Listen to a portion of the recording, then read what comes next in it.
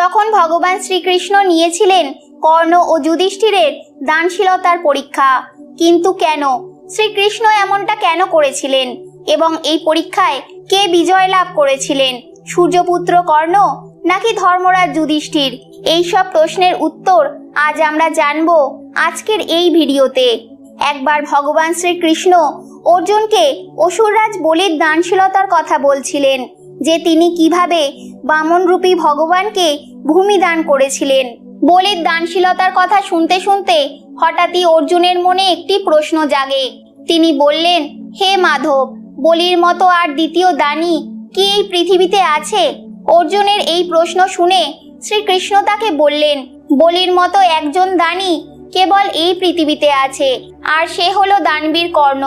ভগবান শ্রীকৃষ্ণের মুখে কর্ণের প্রশংসা শুনে অর্জুনের খুব ঈর্ষা হয় এবং তিনি ভগবান শ্রীকৃষ্ণকে বললেন, মাধব, আপনি সবসময়ই কর্ণের একটু বেশিই প্রশংসা করেন। আমাদের জ্যেষ্ঠ ভ্রাতা যুধিষ্ঠিরও একজন মহান দানবীর। তার কাছে এত সম্পত্তি রয়েছে যে উনি যদি আজীবনও দান করেন তাহলেও তার কিছুই সমাপ্ত হবে না।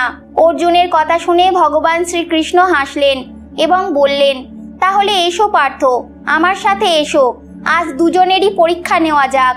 তাহলেই সবকিছু পরিষ্কার হয়ে যাবে যে কে সব থেকে বড় দানবীর।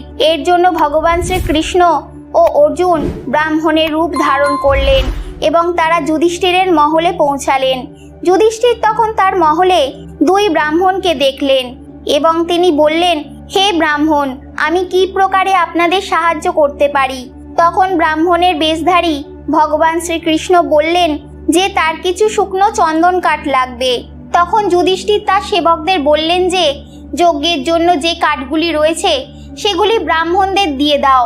কিন্তু যুধিষ্ঠিরের কথা শুনে ভগবান শ্রীকৃষ্ণ তাকে বললেন, হে ধর্মরাজ, এই কাঠগুলি যজ্ঞের জন্য কাটা হয়েছে, তাই আমি এটি গ্রহণ করতে পারবো না। এ কথা শুনে যুধিষ্ঠিরও চিন্তায় পড়ে গেলেন, কারণ মহলের বাইরে তখন বৃষ্টি পড়ছিল। এমন অবস্থায় তিনি কিভাবে শুকনো চন্দন কাঠের আয়োজন করবেন? যুধিষ্ঠির একটু ভেবে ব্রাহ্মণরূপী ভগবান শ্রীকৃষ্ণকে বললেন, এখন তো চারিদিকে বৃষ্টি হচ্ছে, শুকনো চন্দন কাঠ পাওয়া এখন খুবই মুশকিল। আপনি চাইলে কাঠের বদলে যে কোনো বস্তু চাইতে পারেন। ভগবান শ্রীকৃষ্ণ তার সিদ্ধান্তে দৃঢ় ছিলেন। তিনি বললেন, আমার কেবল শুকনো চন্দন কাঠই চাই, এবং তাও এই সময়ই। নিরুপায় হয়ে যুধিষ্ঠির ব্রাহ্মণের কাছে ক্ষমা চেয়ে বললেন, আজ আমি এই সময় এই জিনিসগুলি দিতে অক্ষম। ব্রাহ্মণ রূপী শ্রীকৃষ্ণ মুচকি হাসলেন এবং অর্জুন সম্পূর্ণভাবে চমকে গেলেন। এরপর তারা গেলেন কর্ণের কাছে। ব্রাহ্মণ রূপী শ্রীকৃষ্ণ কর্ণের কাছে ওই জিনিসগুলিই চাইলেন যে জিনিসগুলি তিনি যুধিষ্ঠিরের কাছে চেয়েছিলেন। তিনি এবারও ওই শর্তই রাখলেন যে যজ্ঞে অর্পিত কাঠ তিনি গ্রহণ করবেন না। সব শুনে দানবীর কর্ণ তাদেরকে কিছুক্ষণ অপেক্ষা করতে বললেন। অর্জুন এবার একটু চিন্তায় পড়ে গেলেন। তিনি ভাবলেন, কর্ণ এবার কোনো দিব্যাস্ত্রের প্রয়োগ করবেন, যার ফলে ভেজা কাঠও শুকিয়ে যাবে। যদি কর্ণ আগ্নেয়াস্ত্রের প্রয়োগ করেন তবে তো সব কাঠ পুড়ে ছাই হয়ে যাবে। এমন অবস্থায় সে কিভাবে দান করবে? ওইদিকে কর্ণ তার চোখের পলকে তার মহলের মুখ্য দ্বার ভেঙে ফেললেন, যেটি চন্দন কাঠের তৈরি ছিল। কাঠগুলি মাটিতে খসে পড়ল, যা দেখে অর্জুনও চমকে যায়। তখন কৃষ্ণ বললেন, হে অঙ্গরাজ, আমি এই কাঠ গ্রহণ করতে পারবো না, কারণ এই দরজা অনেক মানুষের স্পর্শে অপবিত্র হয়ে গেছে।